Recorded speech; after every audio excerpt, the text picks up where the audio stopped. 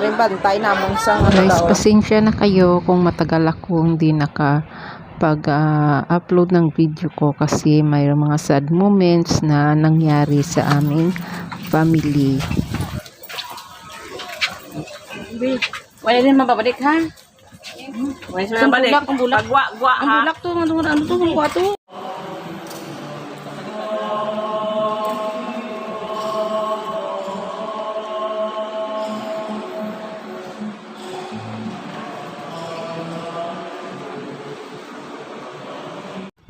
Yan, kaugalian ng mga Ilonggo dito sa amin guys, na pag mayroong namatay, binubuksan yung ataol sa simbahan para pinapayagang tumingin yung mga pamilya na hindi nakapunta sa bahay ng namatyan. Yan ang mga kapamilya namin na hindi nakapunta sa bahay, kaya minsan simbahan na lang sila pupunta. Yan ang kapatid ng aking nanay. Kasi tiyuhin ko yung namatay, 3 lang naman sila sa Maynila. Yan ang galing. Kahit malayo, umuwi talaga yan guys. Yan ang kaugalian ng mga Ilonggo.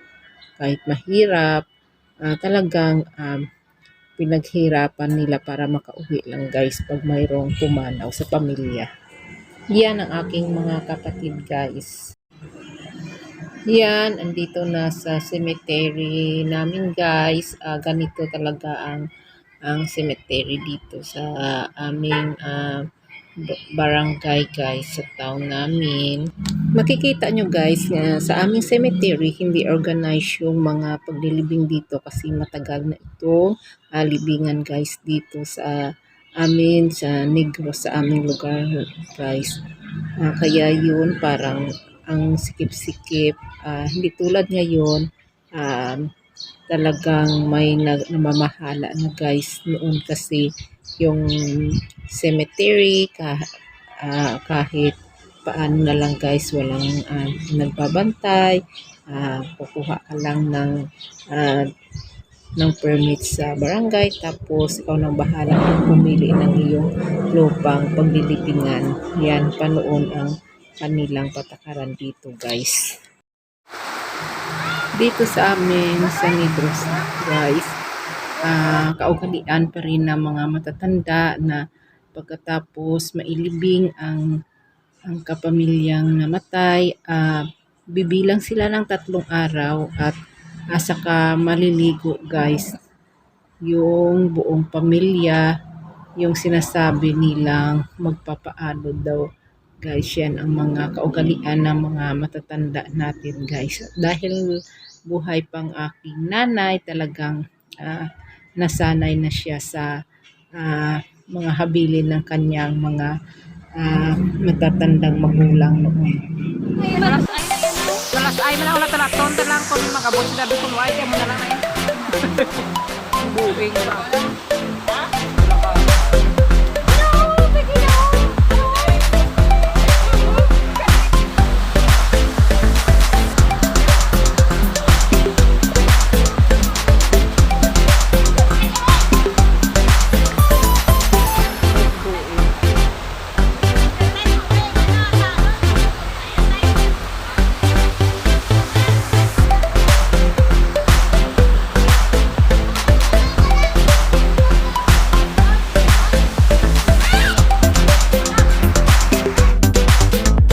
Sabay din kami nagsasalo-salo na buong pamilya, yung sama-sama, tapos yung iba, tapos nito maghihiwalay na at magsig-uwian na rin sa kanya-kanyang bahay at lugar, at sa balik na ang normal na pamumuhay pagkatapos ng pagkawala ng aming isang kapamilya. Yan, ang sarap ng buko salad guys. Kain tayo, bagay sa mainit na panahon at sarap maligo. Ano? Video na lang. Ikaw naman? Video. Video? Okay. Ano mo siya? Motor. Okay guys, hanggang dito na lang si Tita Bing. Sana mayroon kayong mga natutunang aral sa ating mga nakalipas dito lang sa Red Ruby True Story. Ito nga pala yun guys, ang daan namin papunta sa ilog kanina. Ito pa yung dinadaanan namin guys. Yan, pababa yan guys, sa ibaba yun ang ilog pa guys na aming pinapaliguan kanina. Di ba ang ganda guys dito sa Negros. Kaya mababa pa yung mga tubo guys. Kaya yan, maganda pa tingnan guys. Yan, akyat lang tayo, nasa itaas yun ang highway na, yung kalsada guys. Yan, hanggang dito na lang ako. Thank you for watching guys.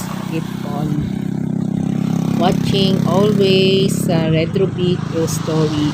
Marami pa kayong matutunan at sana nakapagbigay ako ng kasiyahan sa inyo. Thank you guys. Uwian na kami. Thank you for watching. God bless you all. Yan, dito na kami sa bahay guys. Nagmerienda rin kami ng aming pamilya, ng aking mga anak, ng aking asawa guys. Umuwi na rin kasi sa kanya-kanyang mga bahay yung aming mga kapamilyang aking nanay at aking mga kapatid sa kanila mga sariling bahay guys.